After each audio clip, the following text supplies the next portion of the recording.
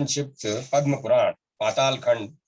भगवान श्री कृष्ण का ध्यान। ऋषि बोले, महाप्रज्ञ सुत जी, आपका हृदय अत्यंत करुणापूर्ण है। आपने कृपा करके ही पाप नाशक वैशाख महात्म का वर्णन किया है। अब इस समय हम भक्त गणों के प्रिय परमात्मा श्री कृष्ण का ध्यान सुनना चाहते हैं।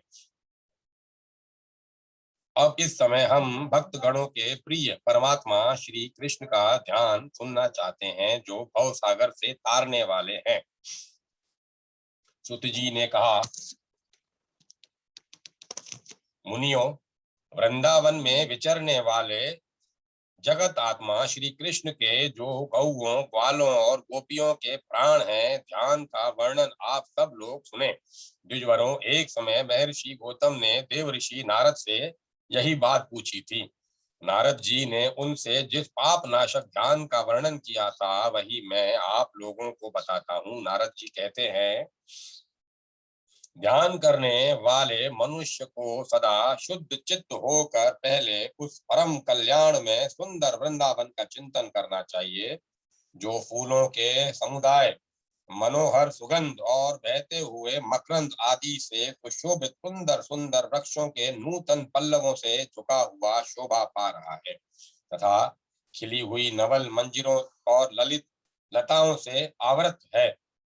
उस वन के भीतर भी एक कल्प वृक्ष का चिंतन करें, जो बहुत ही मोटा और ऊंचा है, जिसके नए नए पल्लव मूंगे के समान लाल हैं, पत्ते मरकत मणि के सदृश नीले हैं, कलिकाएं मोती के प्रभा कुंज की भांति शोभा पा रही है, और नाना प्रकार के फल पद्मराग मणि के समान जान पड़ते हैं। समस्त ऋतुएं सदा ही उस वृक्ष की सेवा में रहती हैं, और तथा वह संपूर्ण कामनाओं को पूर्ण करने वाला है। फिर आलस्य रहित हो विद्वान पुरुष धारावाहिक रूप से अमृत की बूंदें बरसाने वाले उस कल्प वृक्ष के नीचे स्वर्णमय वेदी की भावना करे, जो मेरु गिरी पर उगे हुए सूर्य की भांति प्रभा से उद्भासित हो रही है, जिसका फर्श जगमगाती हुई मणियों से बना है, जो फूलों के पराग पुंज से कुछ ध्वल वर्ण की हो गई है, तथा जहाँ क्षुधा, पिपीसा, शोक, मोह और जरा, मृत्यु, ये 6 उर्मियां नहीं पहुंच पाती, उस रत्न में फर्श पर रखे हुए एक विशाल योग पीठ के ऊपर लाल रंग के अष्टदल कमल का चिंतन करके उसके मध्य भाग में सुखपूर्वक बैठे हुए भगवान श्री कृष्ण का ध्यान करें, जो अपनी दिव्य प्रभा से उदयकालीन सूर्य की भांति देदीप्यमान हो रहे हैं। भगवान के श्री विग्रह की आभा इंद्र के वज्र की विदीर्ण हुए कजलगिरी मेघों की घटा तथा नूतन नील कमल के समान श्याम रंग की है। श्याम मेघ के सदृश काले काले घुंघराले केश कलाप बड़े ही चिकने हैं, तथा उनके मस्तक पर मनोहर मोर पंख का मुकुट शोभा पा रहा है। कल्प वृक्ष के फूलों से जिन पर भौरे मंडरा रहे हैं, भगवान का श्रृंगार हुआ है। उन्होंने कानों में खिले हुए नवीन कमल के कुंडल धारण कर रखे हैं, जिन पर चंचल भ्रमर पड़ रहे हैं। उनके ललाट में चमकीले गोरोचन का तिलक चमक रहा है, तथा धनुषाकार धनुषाकार भौहें बड़ी सुंदर प्रतीत हो रही हैं। भगवान का मुख शरद पूर्णिमा के कलंकहीन चंद्रमंडल की भांति कांतिमान है। बड़े बड़े नेत्र कमल दल के समान सुंदर जान पड़ते हैं। दर्पण के सदृश स्वच्छ कपोल रत्नों के कारण चमकते हुए मरकत मकराकृत कुंडलों की किरणों से देदीप्यमान हो रहे हैं, तथा ऊंची नासिका बड़ी मनोहर जान पड़ती है।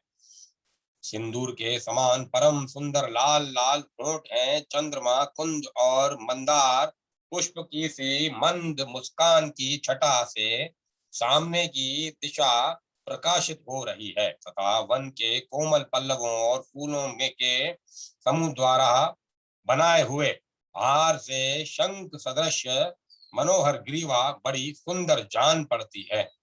मंडराते हुए मत वाले बहरों से निनादित एवं घुटनों की लटकी हुई पारिजात पुष्पों की माला से दोनों कंधे शोभा पा रहे हैं।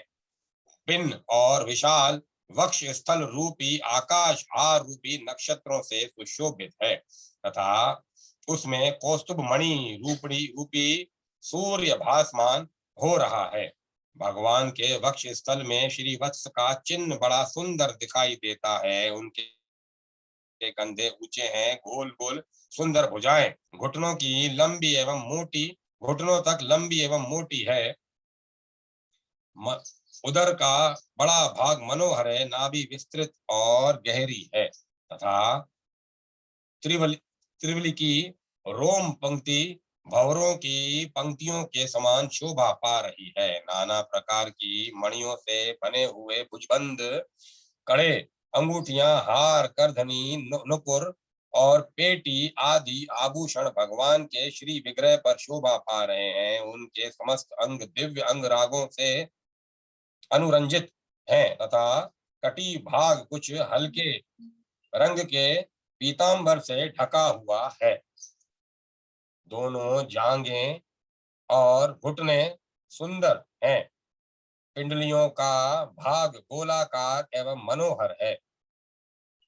पादाग्र भाग परम कांतिमान तथा ऊंचा है और अपनी शोभा से कछुए के पुष्ट भाग की कांति को मलिन कर रहा है तथा दोनों चरण कमल माणिक्य तथा दर्पण के समान स्वच्छ पंख नख पंक्तियों से सुशोभित लाल लाल उंगली दलों के कारण बड़े सुंदर जान पड़ते हैं। मत्स्य, अंकुश, चक्र, शंख, पताका, जो कमल और वज्र आदि चिन्हों से चिन्हित लाल लाल हथेलियों तथा तलवों से भगवान बड़े सुंदर मनोहर प्रतीत हो रहे हैं। उनका श्री अंग लवण्य के सार संग्रह से निर्मित जान पड़ता है तथा उनके सौंदर्य के सामने कामदेव के शरीर की कांति फीकी पड़ जाती है। भगवान अपने मुखारविंद से मुरली बजा रहे हैं। उस समय मुरली के छिद्रों पर उनकी उंगलियों के फिरने से निरंतर दिव्य रागों की सृष्टि हो रही है, जिनसे प्रभावित हो समस्त जीव जंतु जहां के तहां बैठकर भगवान की ओर मस्तक टेक रहे हैं। भगवान गोविंद अनंत आनंद के समुद्र है। थनों के भार से लड़खड़ाती हुई मंद मंद गति से चलने वाली गौएं दांतों के अग्रभाग से चबाने से बचे हुए तिनकों के अंकुर लिए पूंछ लटकाए भगवान के मुख कमल के आगे गड़ाए हुए चारों ओर से घेर कर खड़ी हैं। मुख कमल में आंखें गड़ाए उन्हें चारों ओर से घेर कर खड़ी हैं। गौओं के साथ ही छोटे छोटे बछड़े भी भगवान को सब ओर से घेरे हुए हैं और मुरली से मंद स्वर में जो मनोहर संगीत की धारा बह रही है उसे वे कान लगाकर सुन रहे हैं, जिसके कारण उनके दोनों कान खड़े हो गए हैं। गौओं के टपकते हुए थनों के आभूषण रूप दूध से भरे हुए उनके मुख स्थिर हैं, जिनसे फेन युक्त दूध बह रहा है। इससे वे बछड़े बड़े मनोहर प्रतीत हो रहे हैं। भगवान के ही समान गुणशील अवस्था विलास तथा वेशभूषा वाले गोप भी अपनी चंचल भुजाओं को सुंदर ढंग से नचाने में चतुर हैं। वंशी और वीणा की मधुर ध्वनि का विस्तार करके मंद उच्च और तार स्वर में कुशलता पूर्वक गान करते हुए भगवान को सब ओर से घेर कर खड़े हैं। छोटे छोटे ग्वाल बाल भी भगवान के चारों ओर घूम रहे हैं। जांग से ऊपर उनके मोटे कटी भाग में करधनी पहनाई गई है, जिसकी शुद्र घटिकाओं की मधुर झनकार सुनाई पड़ती है। वे भोले भाले बालक बखन बखनखों बखनखों के सुंदर आभूषण पहने हुए हैं। उनकी मीठी मीठी तोतली वाणी साफ सुंदर साफ समझ में नहीं आती। भगवान के प्रति सुंदर अनुराग रखने वाले सुंदरी सुंदरी गोपांगनाएं भी उन्हें प्रेम पूर्ण दृष्टि से निहारती हुई सब ओर से घेर कर खड़ी हैं। गोपी गोप और पशुओं के घेरे से बाहर भगवान के सामने की ओर ब्रह्मा शिव तथा वे इंद्र आदि देवताओं का समुदाय खड़ा होकर स्तुति कर रहा है। इसी प्रकार उपर्युक्त घेरे से बाहर भगवान के दक्षिण भाग में सुदृढ़ धर्म की अभिलाषा से वेदाभ्यास परायण मुनियों का समुदाय उपस्थित है तथा पुष्ट भाग की और समाधि के द्वारा मुक्ति की इच्छा रखने वाले सनकादि योगीश्वर खड़े हैं। वाम भाग में अपनी स्त्रियों सहित यक्ष सिद्ध गंधर्व विद्याधर चारण और किन्नर खड़े हैं। साथ ही भगवत प्रेम की इच्छा रखने वाली मुख्य मुख्य अप्सराएं भी मौजूद हैं।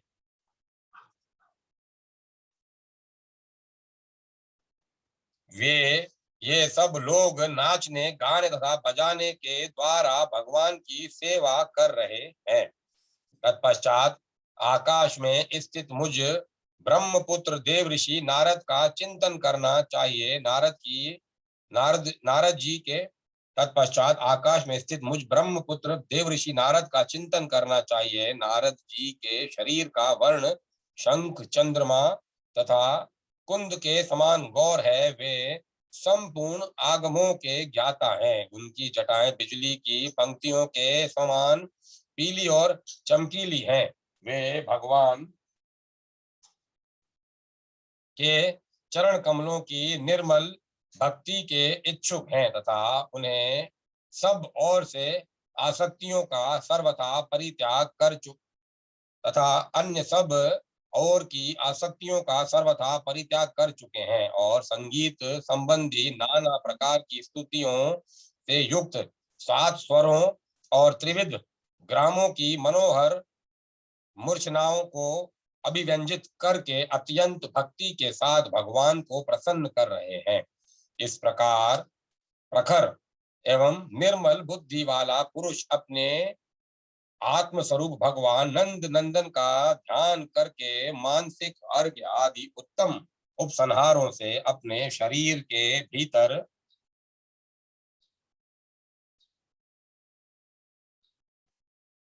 अपने इस प्रकार प्रखर एवं निर्मल बुद्धि वाला पुरुष अपने आत्म स्वरूप भगवान नंद नंदन का ध्यान करके मानसिक अर्घ्य आदि उत्तम उपहारों से अपने शरीर के भीतर ही भक्ति पूर्वक उनका पूजन करे तथा ब्रह्म उपचारों से भी उनकी आराधना करे। ब्राह्मणों, आप लोगों की जैसी अभिलाषा थी उसके अनुसार भगवान का यह संपूर्ण ज्ञान मैंने बता दिया। सुत जी कहते हैं, महर्षि गण जो इस कथा को सुनता है वह भगवान के समान हो जाता है। विप्रो, यह गुरुओं से भी गृह प्रसंग कल्याण में ज्ञान प्रदान करने वाला है। जो इसे पढ़ता अथवा सुनता है वह परम पद को प्राप्त होता है। पाताल खंड समाप्त।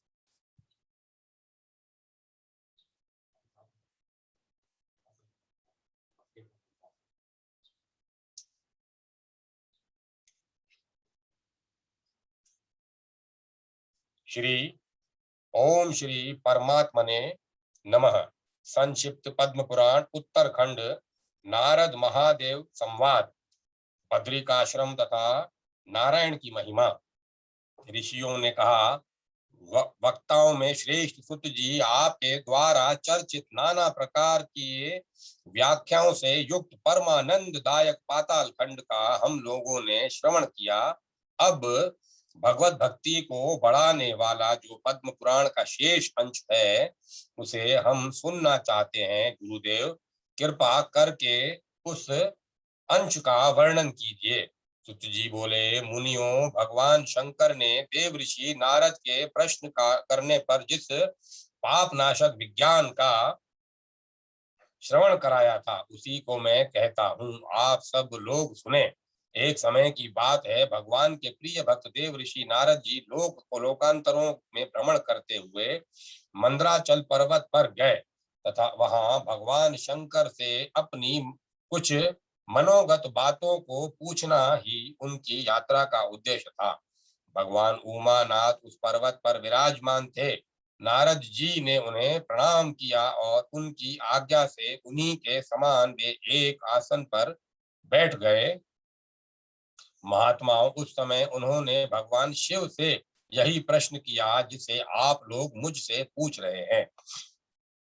नारद जी ने कहा, भगवान देव देवेश्वर पार्वती पते जगत गुरु, जिससे भगवत तत्व का ज्ञान हो उस विषय का आप मुझे उपदेश कीजिए।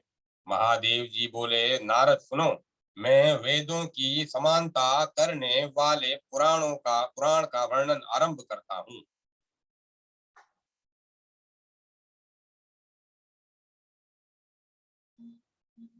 समान आरंभ करता हूँ जिससे सुनकर मनुष्य सब पापों से मुक्त हो जाता है।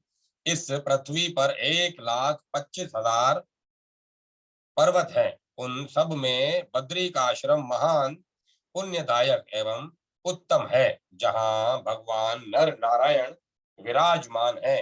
नारद जी उस नारद जी मैं उस समय उन्होंने नारद जी मैं इस समय उन्हीं के तेज और स्वरूप का वर्णन करूंगा। ब्राह्मण हिमालय पर्वत पर दो पुरुष हैं जो क्रमशः नर नारायण के नाम से विख्यात हैं। उनमें एक तो गौर वर्ण के हैं और दूसरे श्याम वर्ण के। श्याम वर्ण वाले पुरुष ही नारायण हैं। इस जगत के आदि कारण और महान प्रभु हैं। इनके चार भुजाएं हैं, ये बड़े ही शोभा संपन्न हैं। इनके दो रूप हैं, व्यक्त और अव्यक्त, साकार और निराकार। ये सनातन पुरुष हैं। सुवर्त उत्तरायण में ही उनकी इनकी महती पूजा होती है। प्राय 6 महीनों तक इनकी पूजा नहीं होती, क्योंकि जब तक दक्षिणायन रहता है उनका स्थान हिम से आच्छादित रहा करता है। अतः इनके जैसा देवता न अब तक हुआ है और न आगे होगा। बद्री का आश्रम में देवगण निवास करते हैं। वहां ऋषियों के भी आश्रम हैं। अग्निहोत्र और वेद पाठ की ध्वनि वहां सदा श्रवण गोचर होती रहती है। भगवान नारायण का दर्शन करना चाहिए। उनका दर्शन करोड़ों हत्याओं का नाश करने वाला है। वहां अलकनंदा नाम वाली गंगा बहती है, उनमें स्नान करना चाहिए। वहां स्नान करके मनुष्य महान पाप से मुक्त जाता है। उस तीर्थ में संपूर्ण जगत के स्वामी भगवान नारायण सदा ही विराजमान रहते हैं। एक समय की बात है, मैंने 1 वर्ष तक वहां बड़ी कठोर तपस्या की थी। उस समय भक्तों पर कृपा करने वाले भगवान नारायण, जो अविनाशी अंतर्यामी साक्षात परमेश्वर का गरुड़ के से चिन्ह वाली ध्वजा से युक्त हैं, बहुत प्रसन्न हुए और मुझसे बोले, सुवर्त कोई वर मांगो। देव, तुम जो जो चाहोगे वह सभी मनोरथ मैं पूर्ण करूंगा। तुम कैलाश के स्वामी साक्षात रुद्र तथा विश्व के पालक हो। तब मैंने कहा, जनार्दन, यदि आप वर देना चाहते हैं तो मुझे 2 वर प्रदान कीजिए। मेरे हृदय में सदा ही आपके प्रति भक्ति बनी रहे।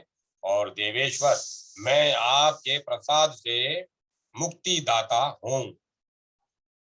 गंगा अवतरण की संक्षिप्त कथा और हरिद्वार का महात्म्य। महादेव जी कहते हैं, देव ऋषियों में श्रेष्ठ नारद, अब तुम परम पुण्य में हरिद्वार का महात्म्य श्रवण करो, जहाँ भगवती गंगा बहती है। वहाँ उत्तम तीर्थ बताया गया है। वहाँ देवता, ऋषि और मनुष्य निवास करते हैं। वहाँ साक्षात भगवान केशव नित्य विराजमान रहते हैं। विद्वन राजा भागीरथ उसी मार्ग से भगवती गंगा को लाए थे तथा उन महात्मा ने गंगा जल का स्पर्श कराकर उन्हें पूर्वजों का उद्धार अपने पूर्वजों का उद्धार किया था।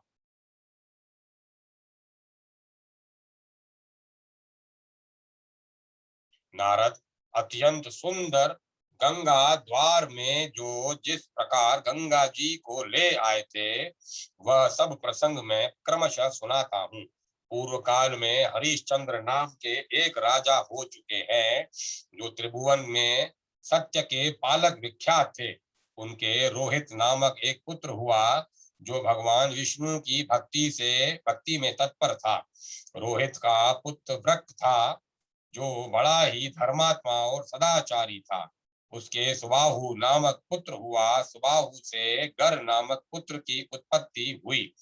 एक समय गर को काल योग से दुखी होना पड़ा। अनेक राजाओं ने चढ़ाई करके उनके देश को अपने अधीन कर लिया। गर कुटुंब को सदा गर कुटुंब को साथ ले भृगु नंदन औरव के आश्रम पर चले गए।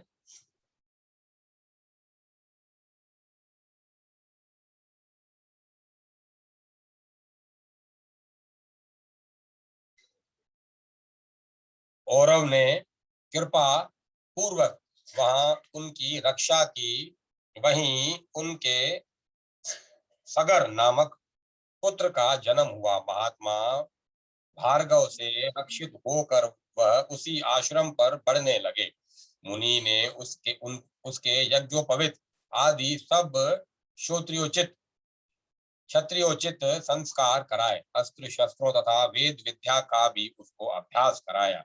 तदंतर महातपस्वी राजा सगर ने औरव मुनि से आग्नेयास्त्र प्राप्त किया और समूची पृथ्वी पर भ्रमण करके अपने शत्रु ताल जंग है शक तथा पारद वंशियों का वध कर डाला। इस प्रकार सबको जीत कर अपने उन्होंने धर्म संचय करना आरंभ किया। राजा ने अश्वमेघ यज्ञ का अनुष्ठान करने के लिए अश्व छोड़ा।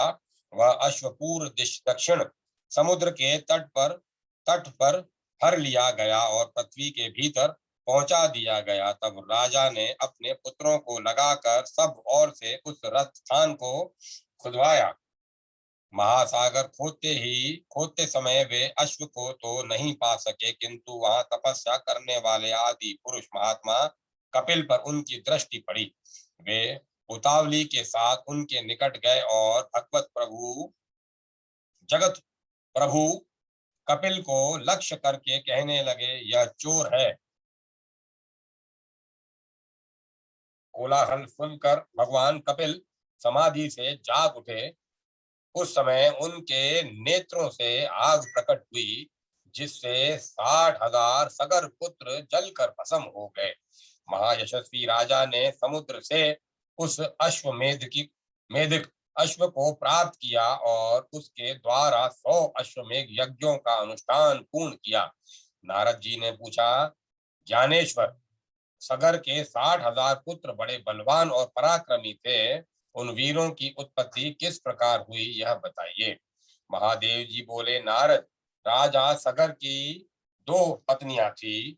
वे दोनों ही तपस्या के द्वारा अपने पाप दग्ध कर चुकी थी। इससे प्रसन्न होकर मुनि श्रेष्ठ औरव ने उन्हें वरदान दिया।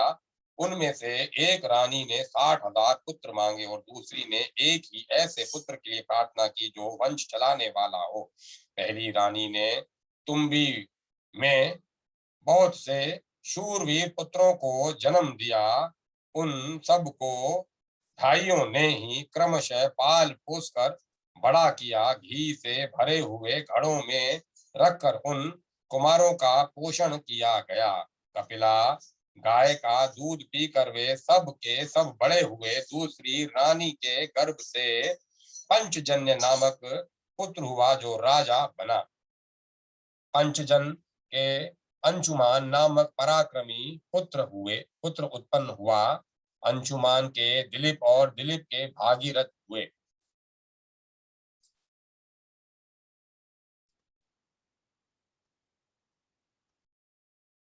जो उत्तम व्रत तपस्या का अनुष्ठान करके नदियों में श्रेष्ठ गंगा जी को पृथ्वी पर ले आए तथा जिन्होंने गंगा को समुद्र तक ले जाकर उन्हें अपनी कन्या के रूप में अंगीकार किया।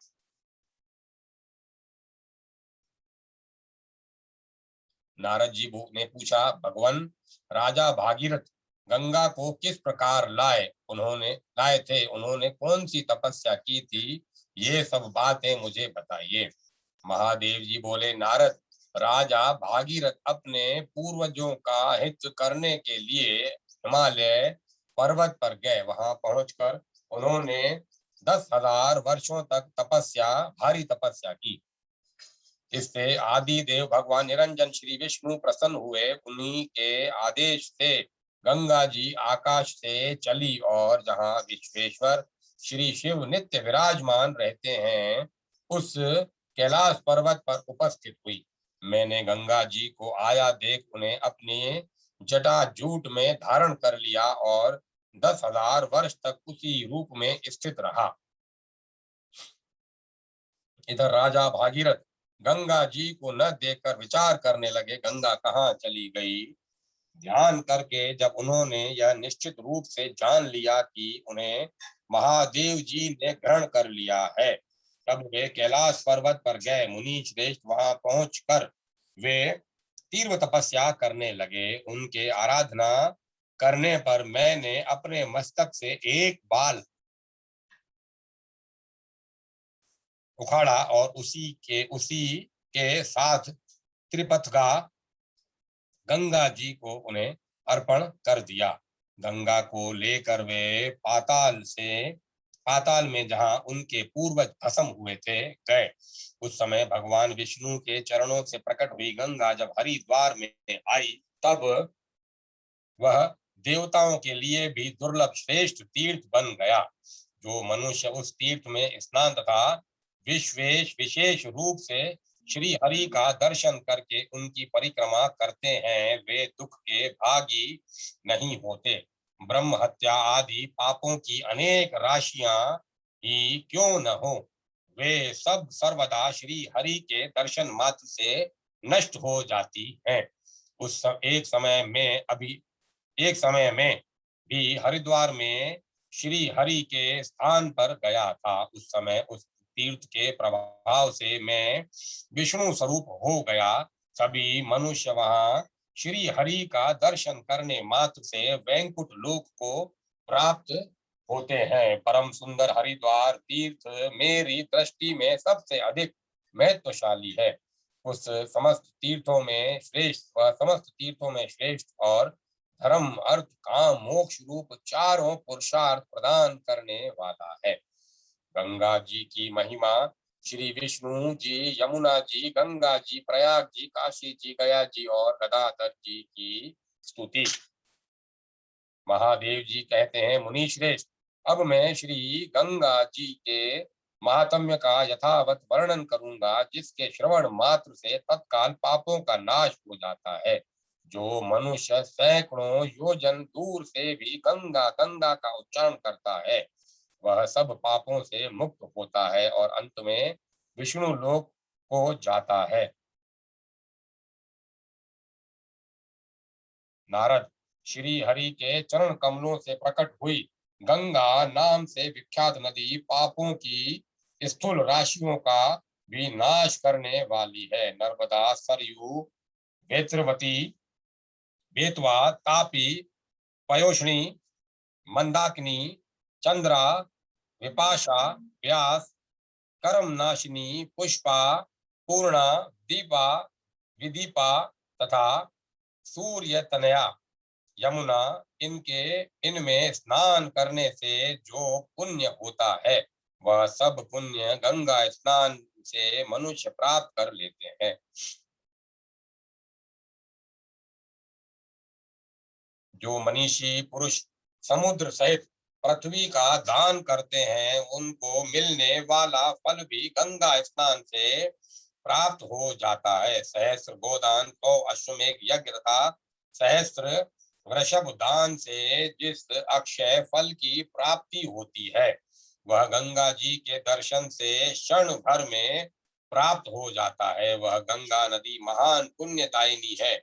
विशेषतः ब्रह्म हत्यारों के लिए परम पावन है। वे नरक में पड़ने वाले हों तो भी गंगा जी उनके पाप हर लेती है। आज जैसे सूर्योदय होने पर अंधकार दूर हो जाता है, उसी प्रकार गंगा जी के प्रभाव से पातक नष्ट हो जाते हैं।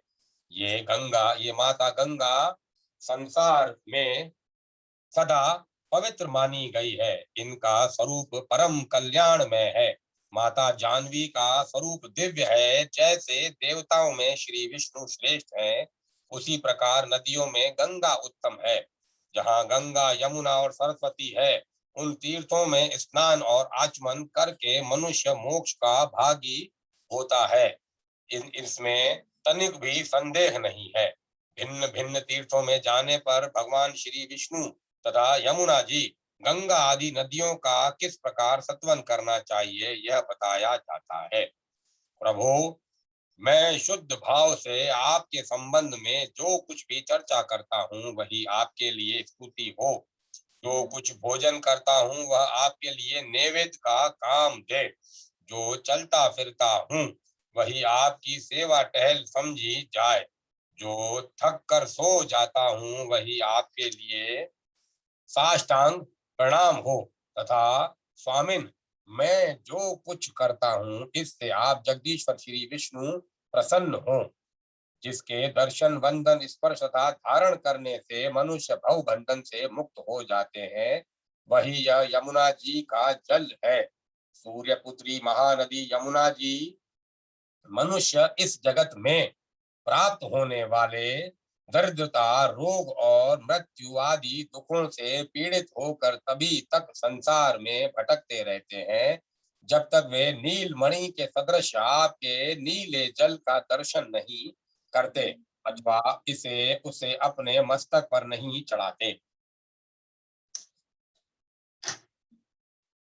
जिनकी स्तुति पाप राशि का तत्काल नाश कर देती है, जो लाख योजन दूर से भी पापों के समूहों को परास्त करती है, जिनका नाम उच्चारण किए जाने पर संपूर्ण जगत को पवित्र कर देता है, वे गंगा जी आज सौभाग्यवश मेरे दृष्टि पथ में आएंगी।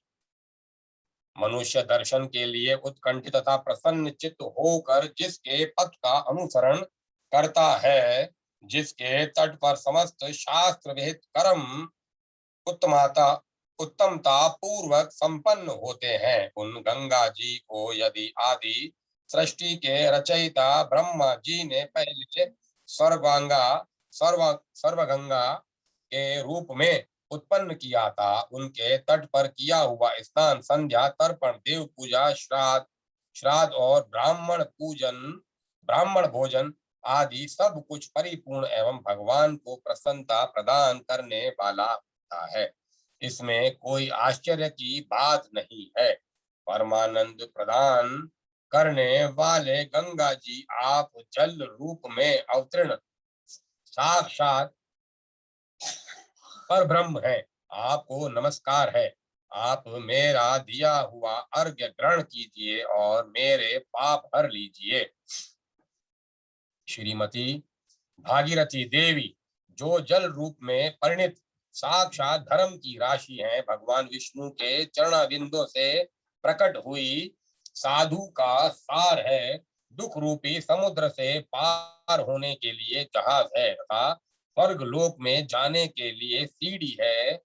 देवता और दानव भी प्रणाम करते हैं।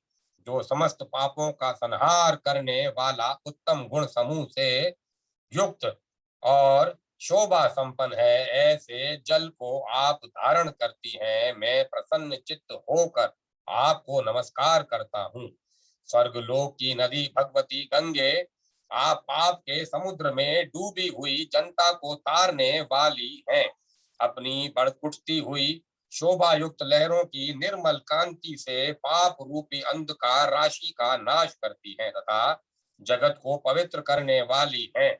मैं पाप के भय से ग्रस्त और आपका कृपा भाजक हूँ। शरणदायिनी माता, आपकी चरण में आया हूँ। आज मुझ भयभीत की रक्षा कीजिए। हे मेरे चित्त ओ मित्र, तुम नरक के भय से त्रस्त होकर कांप क्यों रहे हो? क्या तुम्हें यह सोचकर भय हो रहा है कि पापी मनुष्य नरक में पड़ता है? ऐसा श्रुतियों का कथन है। सुखे सखे, इसके लिए भय न करो। मेरी क्या गति होगी यह बताता हूँ। सुनो, यदि मुझे पापों के पहाड़ से भी टक्कर लेने वाली भगवती गंगा प्राप्त हो गई है, तो तुम्हें नर्क की प्राप्ति कैसे हो सकती है? अथवा दूसरी कोई दुर्गति भी क्यों होगी? क्या मेरे पास धर्म रूपी धन नहीं है?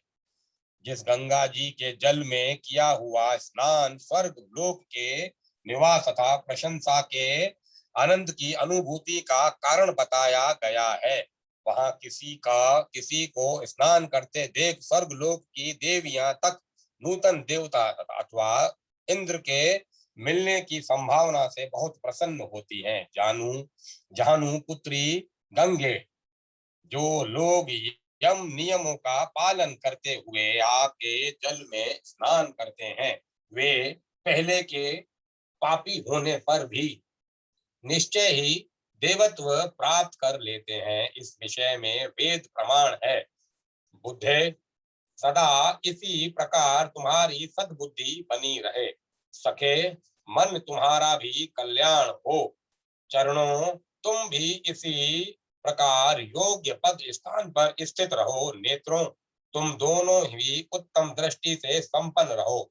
वाणी, तुम प्राणों की प्रिया हो तथा प्रकट हुए उत्तम गुणों से युक्त शरीर तुम्हारी प्राण शक्ति का पोषण हो, क्योंकि मैं तुम सब लोगों के साथ आज अतुलित सुख प्रदान करने वाले तीर्थ जनित पुण्य को प्राप्त करूंगा।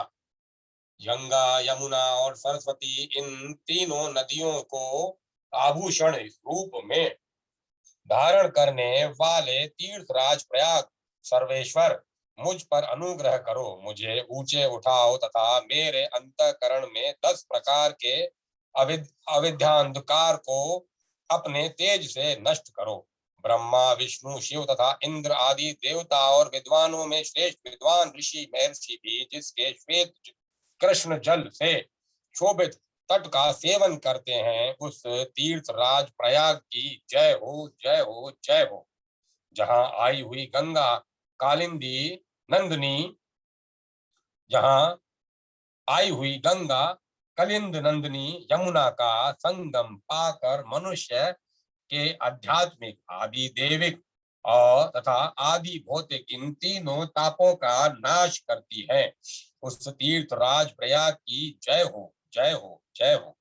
जहाँ श्याम वट उज्जवल गुण धारण करता है तथा दर्शन करने पर अपने श्यामल छाया से मनुष्यों के जन्म मरण रूप श्रम का नाश कर डालता है, उस तीर्थराज प्रयाग की जय हो, जय हो, जय हो।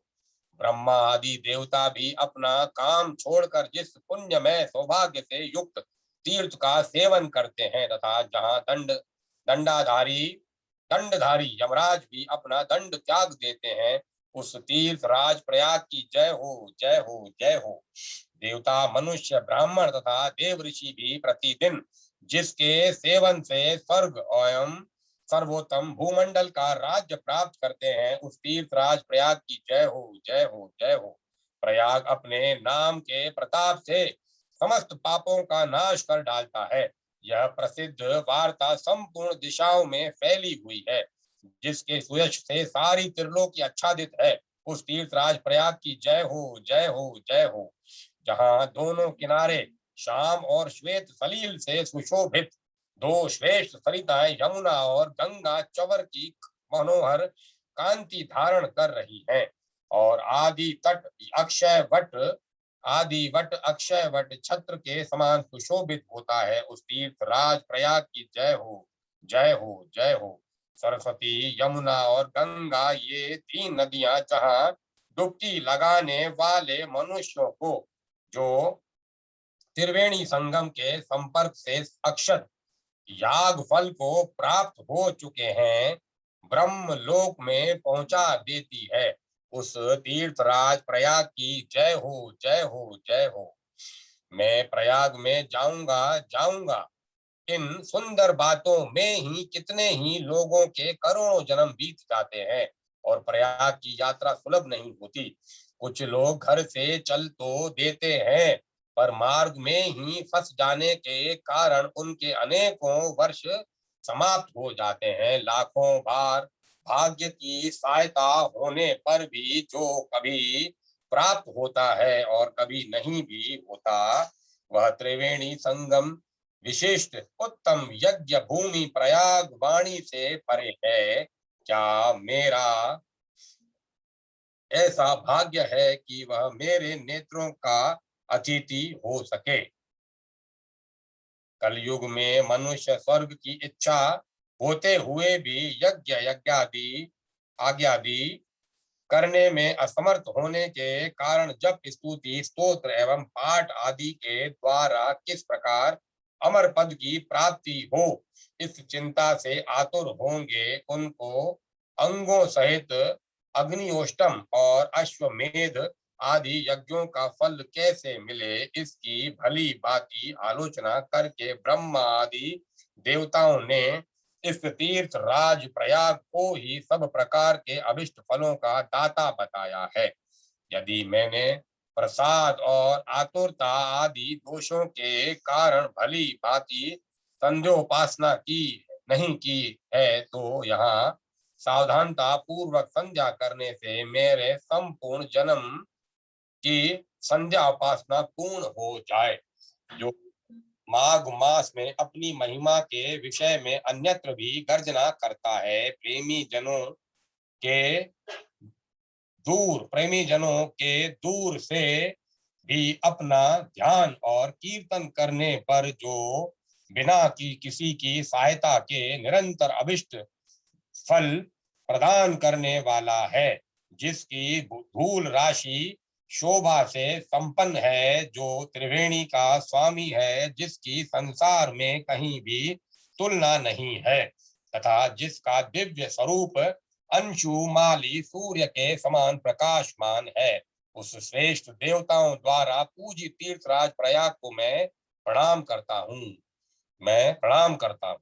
अहो, हम लोगों ने क्या कोई उत्तम तपस्या की थी अथवा यज्ञों का अनुष्ठान किया था, या किसी सुपात्र को नाना प्रकार की वस्तुओं का दान दिया था, अथवा देवताओं की पूजा की थी, या किसी उत्तम तीर्थ का सेवन किया था, अथवा ब्राह्मण वंश का पूजन आदि के द्वारा सत्कार किया था, जिससे भगवान सदाशिव की यह कल्याणदायिनी राजधानी काशी हमें स्वयं ही प्राप्त हो गई।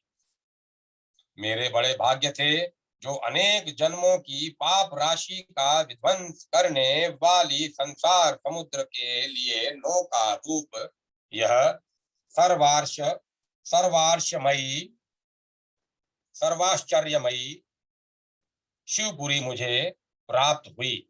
इससे जन्म लेने का फल मिल गया, मेरे कुल की शोभा बढ़ गई, मेरी अंतर आत्मा पवित्र हो गई तथा मेरे संपूर्ण कर्तव्य पूर्ण हो गए। अधिक क्या कहूँ, अब मैं सर्वोपरि पद पर प्रतिष्ठित हो गया। मनुष्य जीवित रहे तो वह लाखों कल्याण की बातें देखता है, ऐसी तो किवंदिती है, वह झूठी नहीं है। इसीलिए मैंने इस क्षणभंगुर शरीर से भी काशी जैसी पुरी को प्राप्त कर लिया। काशीपुरी की दिव्य भूमि में कितने उत्तम तीर्थ और लिंग हैं, उनकी पूजन पूर्वक गणना करना देवताओं के लिए भी असंभव है। यहाँ गुप्त और प्रकट रूप से जो पुरातन सिद्ध पीठ है, उन्हें मैं हाथ जोड़कर प्रणाम करता हूँ।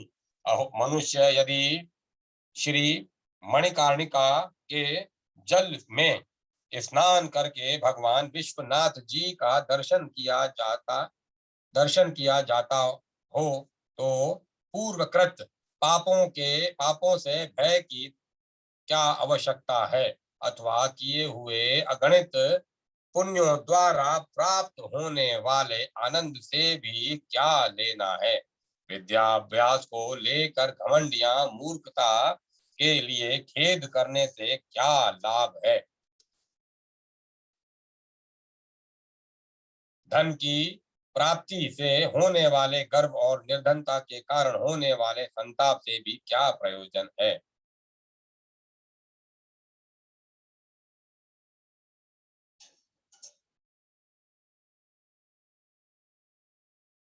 जो स्वल्प समृद्धि से युक्त होने पर भी निरामय नाश रहित है, सूक्ष्मता के द्वारा ही जो अपनी शक्तिशालिता सूचित कर रही है, अप्राप्य होने पर भी जो उत्साह युक्त बल तथा अशुद्ध विशुद्ध मानसिक अनुराग से प्राप्त होती है, मनोरथों की भी जहां तक पहुंच नहीं है, जो स्वप्न में भी सुलभ नहीं होती, वह तत्काल मोक्ष प्रदान करने वाली भगवान गदाधर की नगरी गया आज मुझे प्राप्त हुई है। कोई पुण्य पर्व आने पर जो गया, प्रयाग, यमुना और काशी आदि दुर्लभ तीर्थों में अनेक आने का सौभाग्य प्राप्त होता है, उसमें महान फलदायक भगवती शारदा का अनुग्रह ही एकमात्र कारण है, उसी की विजय है। मैं इसे अपना पुरुषार्थ नहीं मानता। पूर्वजों ने जो कुछ पूर्वजों ने जो यहाँ आकर पुण्यापार्जन किया है, उसका बल भी इसमें सहायक नहीं है तथा स्वजन वर्ग की अविचल शक्ति भी इसमें कारण नहीं है। इन तीर्थों में आने पर शाप ताप आदि क्या कर सकते हैं, जो श्राद्ध काल में दूर से स्मरण करने पर भी पितरों को मोक्ष प्रदान करते हैं। गया में स्थित उन साक्षात भगवान श्री गदाधर को मैं प्रणाम करता हूँ। भगवान श्री गदाधर को मैं प्रणाम करता हूँ। भगवान गदाधर, यह आपका दास मुखी यह यह आपका दास मक्खी, मच्छर, बाघ, चीते, कांटे, सर्प तथा लुटेरों से भरे हुए इस दुस्तर मार्ग को, जो दूर से भी दूर पड़ता है, तय करके पहले पहल यहाँ आया है और दीन वाणी में आपसे याचना करता है। भला आपके सिवा और किसके सामने यह हाथ फैलाए। भगवान, यह सेवक प्रतिदिन आपके शोभा संपन्न द्वार पर आकर दर्शन के लिए उत्कंठित रहता है। सर्वात्मन, आप अपने दर्शन से तथा गया में किए जाने वाले श्राद्ध से देवताओं सहित संपूर्ण विश्व को तृप्त करते हैं, फिर मेरे सामने क्यों निश्चेष्ट हो निश्चेष्ट से होकर उदासीन भाव धारण कर रहे हैं। भक्त को सर्वस्व देने वाले दया में क्या इस में आपने निर्दयता धारण कर ली है, या यह कलयुग का प्रभाव है, अथवा देर लगाकर आप मनुष्यों के सत्व, शुद्ध भाव एवं धैर्य की परीक्षा ले रहे हैं, या इस दास की भगवत सेवा में कितनी रुचि है इसका निरीक्षण कर रहे हैं। गदाधर, आपकी कृपा से मैंने यहाँ श्राद्ध का अनुष्ठान किया है, इसे स्वीकार कीजिए और देव मुझे घर जाने की आज्ञा दीजिए।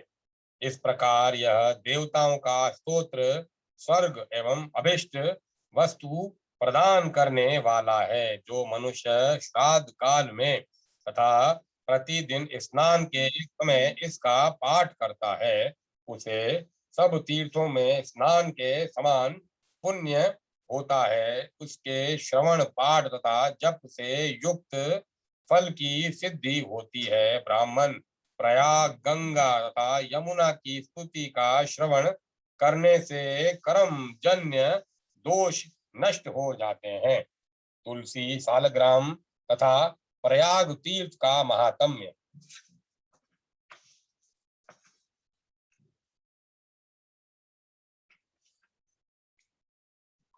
शिव जी बोले, नारद सुनो, अब मैं तुलसी का महात्म्य बताता हूँ, जिसे सुनकर मनुष्य जन्म से लेकर मृत्यु पर्यंत किए हुए पाप से छुटकारा पा जाता है। तुलसी का पत्ता, फूल, फल, मूल, शाखा, छाल, तना और मिट्टी आदि सभी पावन हैं। जिनका मृत शरीर तुलसी काष्ठ की आग से जलाया जाता है, वे विष्णु लोक में जाते हैं। मृत पुरुष मृत पुरुष यदि अगम्यागम अगम्यागमन आदि महान पापों से ग्रस्त हो तो भी तुलसी काष्ठ की अग्नि से देह का दाह संस्कार होने पर वह शुद्ध हो जाता है। जो मृत पुरुष के संपूर्ण अंगों में तुलसी का काष्ठ देकर पश्चात उसका दाह संस्कार करता है, वह भी पाप से मुक्त हो जाता है। जिसकी मृत्यु के समय श्री हरि का कीर्तन और स्मरण हो तथा तुलसी की लकड़ी से उसके शरीर का दाह किया जाए, उसका पुनर्जन्म नहीं होता। यदि दाह संस्कार के समय अन्य लकड़ियों के भीतर एक भी तुलसी का काष्ठ हो तो करोड़ों पापों से युक्त होने पर भी मनुष्य की मुक्ति हो जाती है। तुलसी की लकड़ी से मिश्रित होने पर सभी काष्ठ पवित्र हो जाते हैं। तुलसी काष्ठ की अग्नि से मृत मनुष्य का दाह होता देख विष्णु दूत ही आकर उसे वैकुंठ में ले जाते हैं। यमराज के दूत उसे नहीं ले जा सकते। वह करोड़ों जन्मों के पाप से मुक्त हो भगवान विष्णु को प्राप्त होता है। जो मनुष्य तुलसी काष्ठ की अग्नि में जलाए जाते हैं, उन्हें विमान पर बैठकर वैकुंठ में जाते देख देवता उनके ऊपर पुष्पांजलि चढ़ाते हैं। ऐसे पुरुष को देखकर भगवान विष्णु और शिव संतुष्ट होते हैं तथा श्री जनार्दन उसके सामने जा हाथ पकड़कर उसे अपने धाम में ले जाते हैं। जिस अग्निशाला अथवा शमशान भूमि में घी के साथ तुलसी काष्ठ की अग्नि प्रज्वलित होती है, वहां जाने से मनुष्यों का पातक भस्म हो जाता है। जो ब्राह्मण तुलसी काष्ठ की अग्नि में हवन करते हैं, उन्हें एक एक सिक्त भात के दाने अथवा एक एक तिल में अग्निहोष्टम यज्ञ का फल मिलता है। जो भगवान को तुलसी काष्ठ का धूप देता है, वह उसके फल स्वरूप 100 यज्ञ अनुष्ठान तथा 100 गोदान का पुण्य प्राप्त करता है।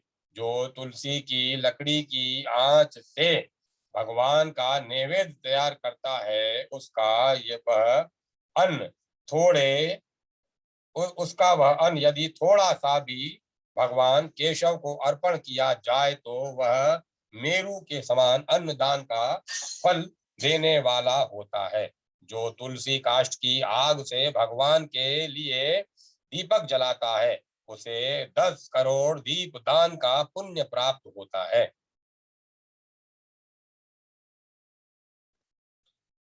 उस फिर लोक कि लोक में पृथ्वी पर उसके समान वैष्णव दूसरा कोई नहीं दिखाई देता। जो भगवान श्री कृष्ण को तुलसी काष्ठ का चंदन अर्पण करता तथा उनके श्री विग्रह में उस चंदन को भक्ति पूर्वक लगाता है, वह सदा श्री हरि के समीप रमण करता है।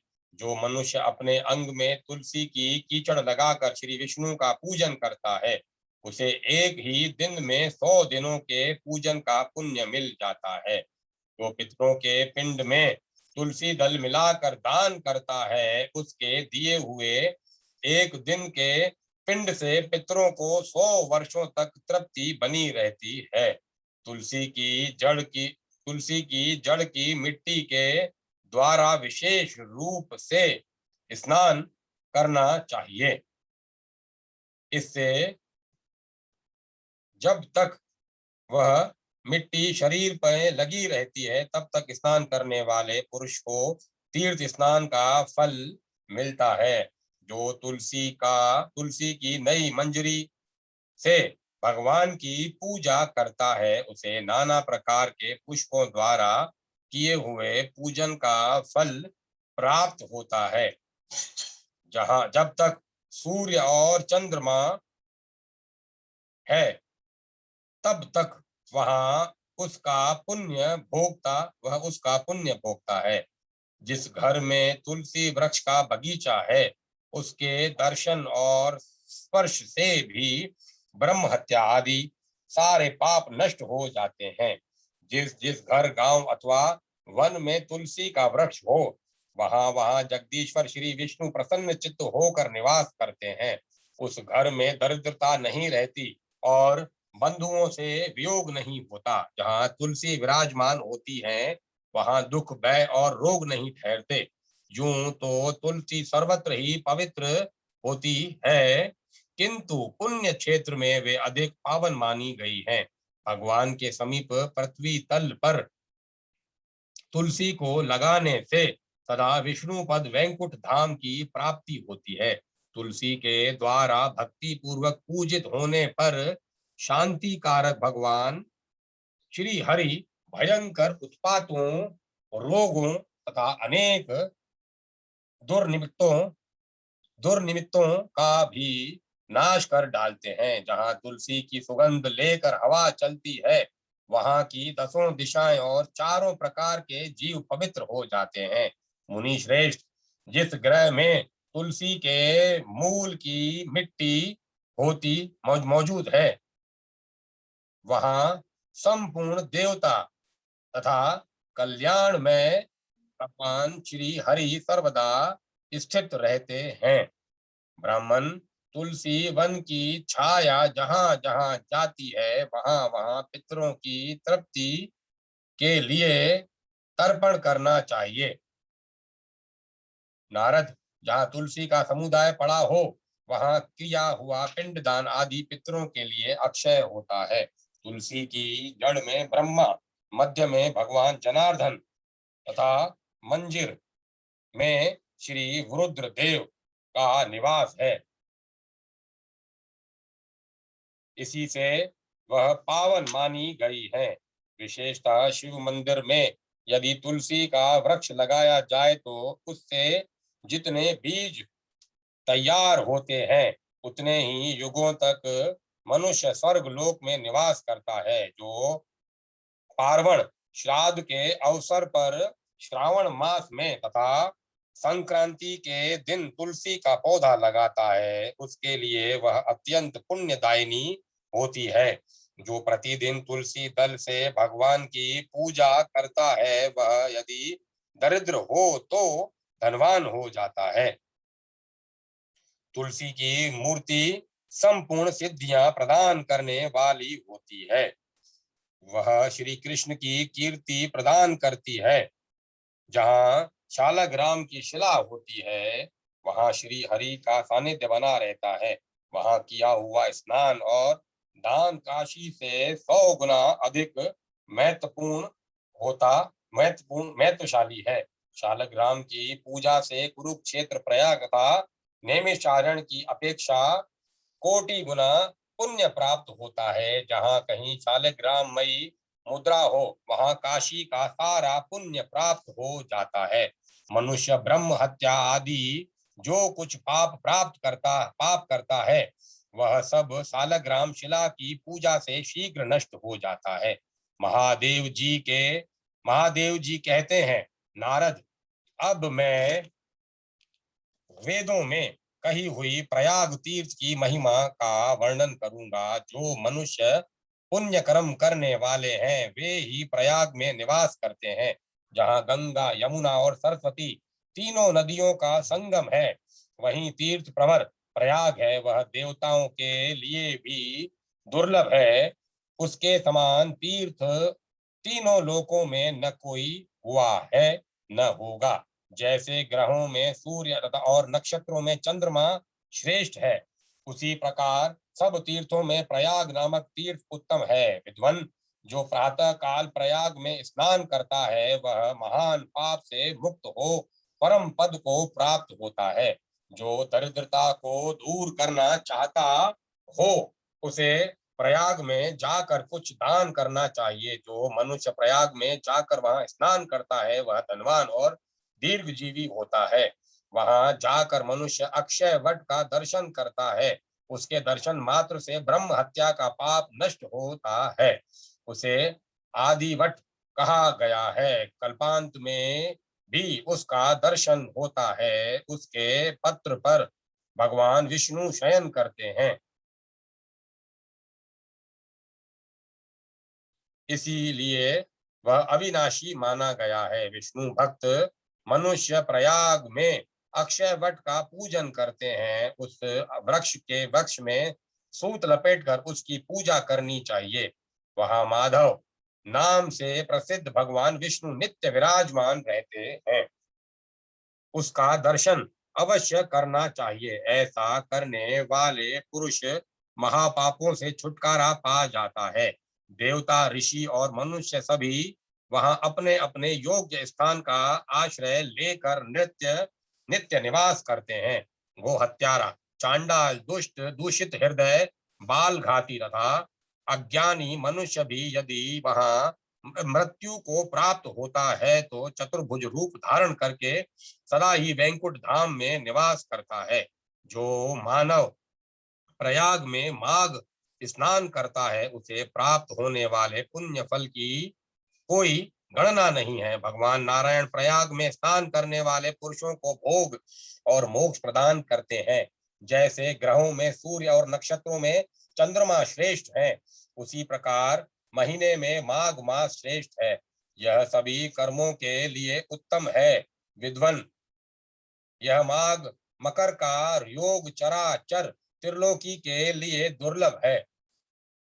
जो इसमें यत्न पूर्वक 7, 5 अथवा 3 दिन भी प्रयाग स्नान कर लेता है उसका अभ्युदय होता है। मनुष्य यदि चराचर जीव मनुष्य आदि चराचर जीव प्रयाग तीर्थ का सेवन करके वैकुंठ लोक को प्राप्त होते हैं। दिव्य लोक में रहने वाले जो वशिष्ठ और सनकादि ऋषि हैं वे भी प्रयाग तीर्थ का बारंबार सेवन करते हैं। विष्णु, रुद्र और इंद्र भी तीर्थ प्रवर प्रयाग में निवास करते हैं। प्रयाग में दान और नियमों के पालन की प्रशंसा होती है। वहां स्नान और जलपान करने से पूर्व जन्म नहीं होता।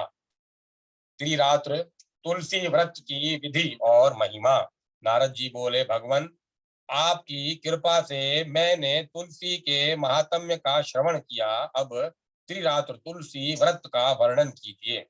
महादेव जी ने कहा, विद्वन तुम बड़े बुद्धिमान हो, सुनो यह व्रत बहुत पुराना है। इसका श्रवण करके मनुष्य निश्चय ही सब पापों से मुक्त हो जाता है। नारद व्रत करने वाला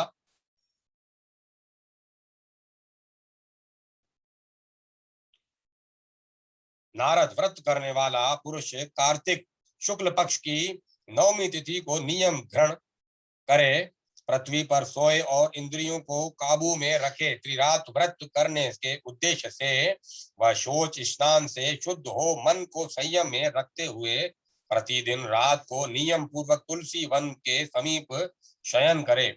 मध्यान्ह काल में नदी आदि में के निर्मल जल में स्नान करके विधि पूर्वक देवताओं और पितरों का तर्पण करे।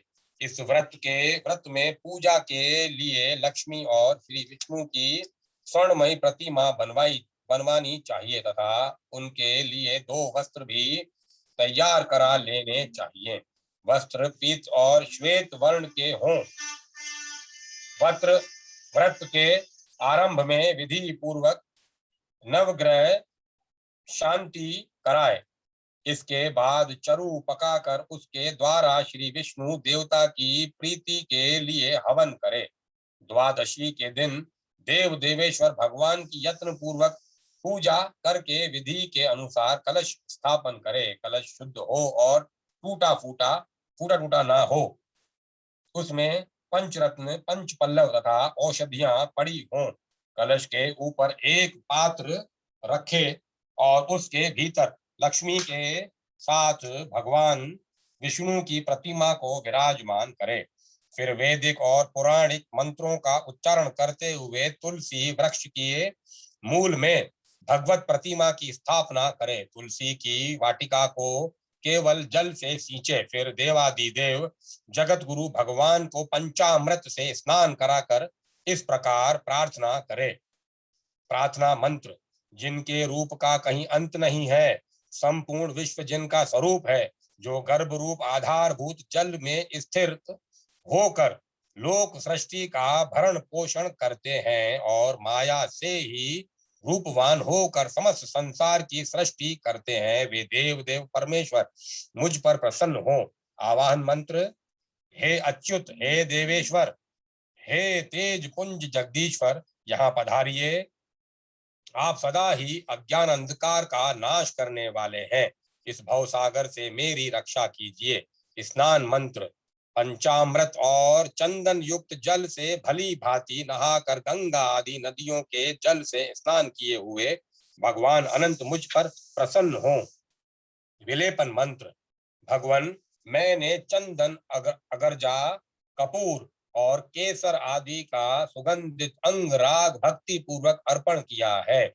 आप श्री लक्ष्मी जी के साथ इसे स्वीकार करें। नर्क के समुद्र से तारने वाले नारायण, आपको नमस्कार है। त्रिलोकीनाथ, मैं आपको पवित्र वस्त्र अर्पण करता हूँ। यज्ञोपवीत मंत्र। दामोदर, आपको नमस्कार है। भवसागर से मेरी रक्षा कीजिए। पुरुषोत्तम, मैंने ब्रह्म सूत्र यज्ञोपवीत अर्पण किया है, आप इसे ग्रहण करें। पुष्प मंत्र। प्रभो, मैंने मालती आदि के सुगंधित पुष्प सेवा में प्रस्तुत किए हैं। देवेश्वर, आप इन्हें प्रसन्नता पूर्वक स्वीकार करें। नैवेद्य मंत्र।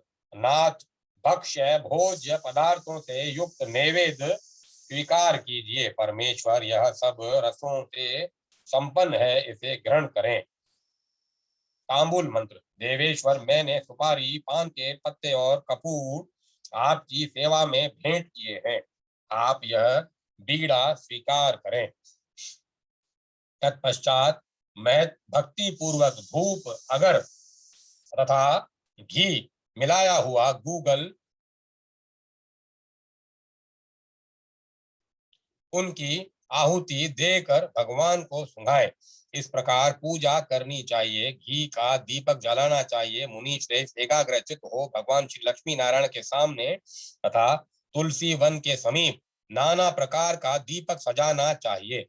चक्रधारी देवादिदेव विष्णु को प्रतिदिन अर्घ्य भी देना चाहिए। पुत्र प्राप्ति के लिए नवमी को नारियल का अर्घ्य देना उत्तम है। धर्म, काम तथा अर्थ तीनों की सिद्धि के लिए दशमी को बिजोरे का अर्घ्य अर्पण करना उचित है तथा एकादशी को अनार से अर्घ्य देना चाहिए। इससे सदा दरिद्रता का नाश होता है। नारद, बांस के पात्र में सप्त धान्य रखकर उसमें 7 फल रखें। फिर तुलसी दल, फूल एवं सुपारी डालकर उस पात्र को वस्त्र से ढक दें। तत्पश्चात उसे भगवान के सम्मुख निवेदन करें। विप्रेंद्र, अर्घ्य निम्नांकित मंत्र से देना चाहिए, इसे एकाग्रचित होकर सुनो। अर्घ्य मंत्र। देव, आप तुलसी जी के साथ मेरे दिए हुए इस शंख युक्त अर्घ्य को ग्रहण करें। देव देव, आपको नमस्कार है। इस प्रकार लक्ष्मी सहित देवेश्वर भगवान श्री विष्णु की पूजा करके व्रत की पूर्ति के निमित्त उन देव देवेश्वर से प्रार्थना करें। देवेश्वर, मैंने काम क्रोध से रहित होकर इस व्रत के द्वारा उपवास किया है। देवेश, आप ही मेरे शरणदाता हैं। देव जनार्दन, इस व्रत को ग्रहण करके मैंने इसके जिस अंग की पूर्ति न की हो वह सब आपके प्रसाद से पूर्ण हो जाए। कमल नयन, आपको नमस्कार है। जल राशि नारायण, आपको प्रणाम है। केशव, आपके ही प्रसाद से मैंने इस व्रत का अनुष्ठान किया है। अज्ञान अंधकार का विनाश करने वाले केशव, आप इस व्रत से संपन्न होकर मुझे ज्ञान दृष्टि प्रदान करें। तदंतर रात में जागरण, गान तथा पुस्तक का स्वाध्याय करें। गान विद्या तथा नृत्य कला में प्रवीण पुरुषों द्वारा संगीत और नृत्य की व्यवस्था करें। अत्यंत सुंदर एवं पवित्र उपाख्यानों के द्वारा रात्रि का समय व्यतीत करें। निशा के अंत में प्रभात होने पर जब सूर्य देव का उदय हो जाए, तब ब्राह्मणों को निमंत्रित करके भक्ति पूर्वक वैष्णव श्राद्ध करें। यज्ञोपवित्र वस्त्र, माला तथा चंदन देकर वस्त्राभूषण एवं केसर के द्वारा पूजन पूर्वक 3 ब्राह्मण दंपत्ति को भोजन कराएं। घृत मिश्रित खीर के द्वारा यथेष्ट भोजन कराने के पश्चात दक्षिणा सहित पान, फूल और गंध आदि दान करें। अपनी शक्ति के अनुसार बांस के अनेक पात्र बनवाकर उन्हें पके हुए नारियल, पकवान, वस्त्र तथा भांति भांति के फलों से भरें। सपत्नीक आचार्य को वस्त्र पहनाए, दिव्य आभूषण देकर चंदन और माला से उनका पूजन करें। फिर उन्हें सब सामग्रियों से युक्त दूध देने वाली गौ प्रदान करें। गौ के साथ दक्षिणा, वस्त्र, आभूषण, दोहन पात्र तथा अन्यान्य सामग्रियां भी दें। श्री लक्ष्मी नारायण की प्रतिमा भी सब सामग्रियों सहित आचार्य को दें। सब तीर्थों में स्नान करने वाले मनुष्यों को जो पुण्य प्राप्त होता है, वह सब इस व्रत के द्वारा देव देव विष्णु के प्रसाद से प्राप्त हो जाता है। व्रत करने वाला पुरुष इस लोक में मन को प्रिय लगने वाले संपूर्ण पदार्थों और प्रचुर भोगों का उपभोग करके अंत में श्री विष्णु की कृपा से भगवान विष्णु के परम धाम को प्राप्त होता है। अन्नदान, जलदान, तड़ाग निर्माण, वृक्षोरोपण तथा सत्य भाषण आदि की महिमा। नारद जी ने पूछा, भगवान, गुणों में श्रेष्ठ ब्राह्मणों को देने की इच्छा रखने वाला मनुष्य इस लोक में किन किन वस्तुओं का दान करे, यह आप बताइए। महादेव जी बोले, देव ऋषि प्रवर, सुनो। लोक में तत्वों को जानकर सज्जन पुरुष अन्न दान की ही प्रशंसा करते हैं, क्योंकि सब कुछ अन्न में ही प्रतिष्ठित है। अतएव साधु महात्मा विशेष रूप से अन्न का ही दान करना चाहते हैं। अन्न के समान कोई दान न हुआ है, न होगा। यह चराचर जगत अन्न के ही आधार पर टिका रहता है। लोक में अन्न ही बलवर्धक है। अन्न में ही प्राणों की स्थिति है। कल्याण की इच्छा रखने वाले पुरुष को उचित है कि वह अपने कुटुंब को कष्ट देकर भी अन्न की भिक्षा मांगने वाले महात्मा ब्राह्मण को अवश्य दान दे। नारद, जो याचना करने वाले पीड़ित ब्राह्मण को अन्न दे, वही विद्वानों में श्रेष्ठ हैं। यह दान आत्मा के पारलौकिक सुख का साधन है। रास्ते का थूका रास्ते का थका मांदा ग्रस्त ब्राह्मण यदि भोजन के समय घर पर आकर उपस्थित हो जाए, तो कल्याण की इच्छा रखने वाले पुरुष को अवश्य उसे अन्न देना चाहिए। अन्नदाता इहलोक और परलोक में भी सुख उठाता है। थके मांदे अपरिचित राहगीर को भी जो बिना कलेश के अन्न देता है, वह सब धर्मों का फल प्राप्त करता है। अतिथि की न तो निंदा करे और न उससे द्रोह ही रखे, उसे अन्न अर्पण करे, उस दान की विशेष प्रशंसा है। महामुने, जो मनुष्य अन्न से देवताओं, पितरों, ब्राह्मणों और अतिथियों को तृप्त करता है, उसे अक्षय पुण्य की प्राप्ति होती है। महान पाप करके भी जो याचक को, विशेषतः ब्राह्मण को अन्न दान करता है, वह पाप से मुक्त हो जाता है। ब्राह्मण को दिया हुआ दान अक्षय होता है। शूद्र को भी किया हुआ अन्न दान महान फल देने वाला है। अन्न दान करते समय याचक से यह न पूछे कि वह किस गोत्र और किस शाखा का है तथा उसने कितना अध्ययन किया है। अन्न का अभिलाषी कोई भी क्यों न हो, उसे दिया हुआ अन्न दान महान फल देने वाला होता है। अतः मनुष्य को इस पृथ्वी पर विशेष रूप से अन्न का दान करना चाहिए। जल का दान भी श्रेष्ठ है, वह सदा सब दानों में उत्तम है। इसीलिए बावली, कुआं और पोखरा बनवाने बनवाना चाहिए, जिसके खुदे हुए जलाशयों में गौ, ब्राह्मण और साधु पुरुष सदा पानी पीते हैं। वह अपने कुल को तार देता है। नारद जिसके पोखरे में गर्मी के समय तक पानी ठहरता है, वह कभी दुर्गम एवं विषम संकट का सामना नहीं करता। पोखरा बनवाने वाला पुरुष तीनों लोकों में सर्वत्र सम्मानित होता है। मनीषी पुरुष धर्म, अर्थ और काम का यही फल बतलाते हैं कि देश में खेत के भीतर उत्तम पोखरा बनवाया जाए, जो प्राणियों के लिए महान अक्षय हो। देवता, मनुष्य, गंधर्व, पितृ, नाग, राक्षस तथा स्थावर प्राणी भी जलाशय का आश्रय लेते हैं। जिसके पोखरे में केवल वर्षा ऋतु में ही जल रहता है, उसे अग्निहोत्र का फल मिलता है। जिसके तालाब में हेमंत और शिशिर काल तक जल ठहरता है, उसे सहस्त्र गोदान का फल मिलता है। यदि वसंत तथा ग्रीष्म ऋतु तक पानी रुकता हो तो मनीषी पुरुष अति रात्र और अश्वमेघ यज्ञों का फल बतलाते हैं।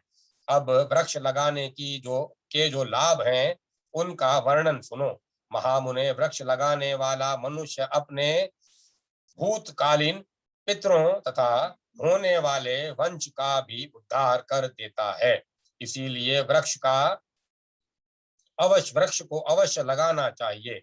वह पुरुष परलोक में जाने पर वहां अक्षय लोकों को प्राप्त करता है। वृक्ष अपने फूलों से देवताओं का, पत्तों से पितरों का और छाया से समस्त अतिथियों का पूजन करते हैं। किन्नर, यक्ष, राक्षस, देवता, गंधर्व, मानव तथा ऋषि भी वृक्षों का आश्रय लेते हैं। वृक्ष फूल और फलों से युक्त होकर इस लोक में मनुष्य को तृप्त करते हैं। वे इस लोक और परलोक में भी धर्मतः पुत्र माने गए हैं। जो पोखरे के किनारे वृक्ष लगाते, यज्ञ अनुष्ठान करते तथा वो सदा सत्य बोलते हैं, वे कभी स्वर्ग से भ्रष्ट नहीं होते। सत्य ही परम मोक्ष है, सत्य ही उत्तम शास्त्र है, सत्य देवताओं में जागृत रहता है तथा सत्य परम पद है। तप, यज्ञ, पुण्य कर्म, देव ऋषि पूजन, वा आग विधि और विद्या, ये सभी सत्य से में प्रतिष्ठित हैं। सत्य ही यज्ञ, दान, मंत्र और सरस्वती देवी है। सत्य ही व्रतचर्या है तथा सत्य ही ओमकार है। सत्य से ही वायु चलती है, सत्य से ही सूर्य तपता है, सत्य के प्रभाव से ही आग जलती है तथा सत्य से ही स्वर्ग टिका हुआ है। लोक में जो सत्य बोलता है, वह सब देवताओं के पूजन तथा संपूर्ण तीर्थों में स्नान करने का फल निस्संदेह प्राप्त कर लेता है। वह 1000 अश्वमेघ यज्ञ का पुण्य और सत्य, इन दोनों को यदि तराजू पर रखकर तोला जाए तो संपूर्ण यज्ञों की अपेक्षा सत्य का ही पलड़ा भारी होगा। देवता, पितर और ऋषि सत्य में ही विश्वास करते हैं। सत्य को ही परम धर्म और सत्य को ही परम पद कहते हैं।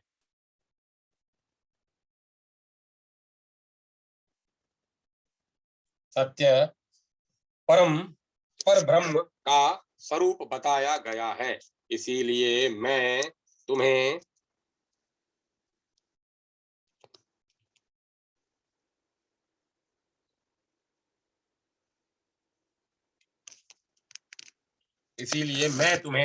सत्य का उपदेश करता हूँ। सत्यपरायण मुनि अत्यंत तपस्या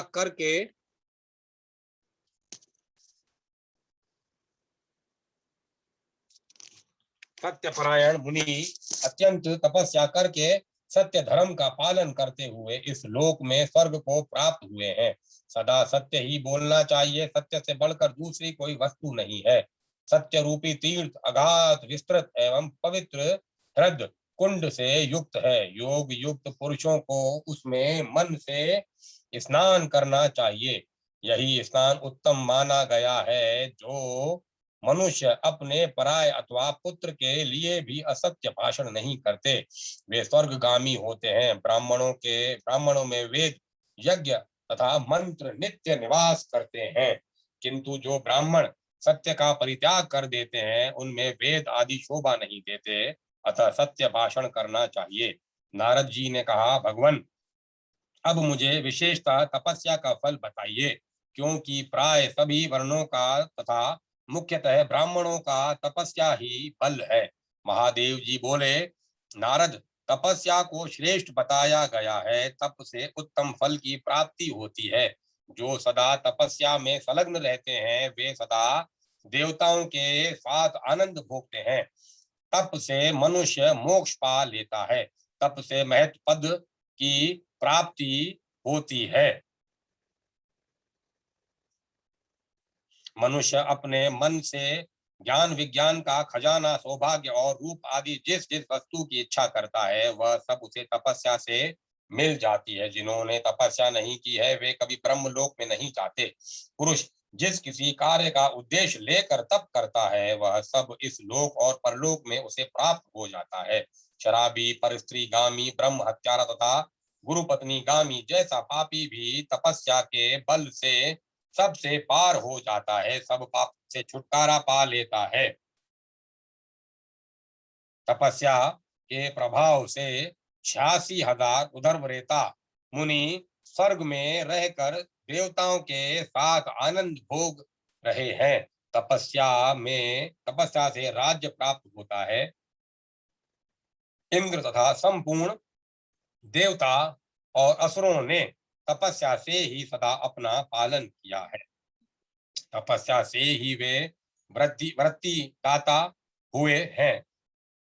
संपूर्ण लोकों के हित में लगे रहने वाले दोनों देवता सूर्य और चंद्रमा तप से ही प्रकाशित होते हैं। नक्षत्र और ग्रह भी तपस्या से ही कांतिमान हुए हैं। तपस्या से मनुष्य सब कुछ पा लेता है, सब सुखों का अनुभव करता है। मुने, जो जंगल में फल मूल खाकर तपस्या करता है तथा जो पहले केवल वेद का अध्ययन ही करता है, वे दोनों समान हैं। वह अध्ययन तपस्या के ही तुल्य है। श्रेष्ठ द्विज, वेद पढ़ाने से जो पुण्य प्राप्त करता है, स्वाध्याय और जप से इसकी अपेक्षा दूना फल पा जाता है।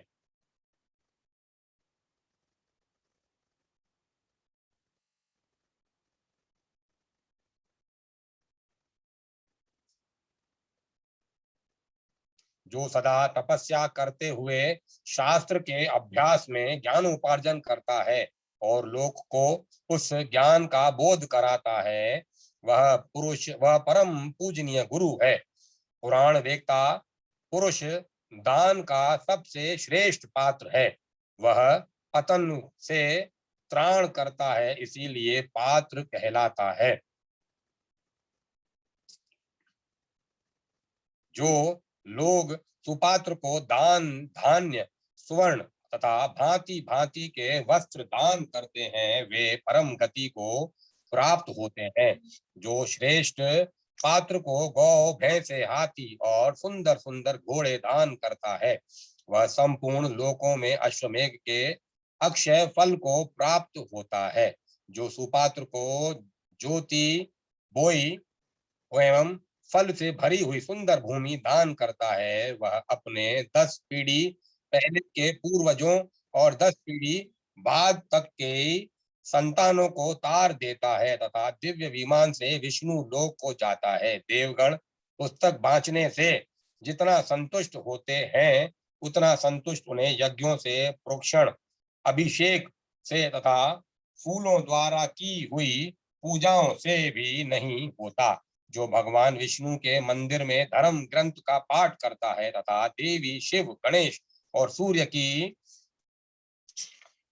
सूर्य के मंदिर में भी उसकी व्यवस्था करता है, वह मानव, राजस्यु और अश्वमेघ यज्ञों का फल पाता है। इतिहास पुराण में के ग्रंथों को बांचना पुण्यदायक है। ऐसा करने वाला पुरुष संपूर्ण कामनाओं को प्राप्त कर लेता है तथा अंत में सूर्यलोक का भेदन करके ब्रह्म लोक को चला जाता है।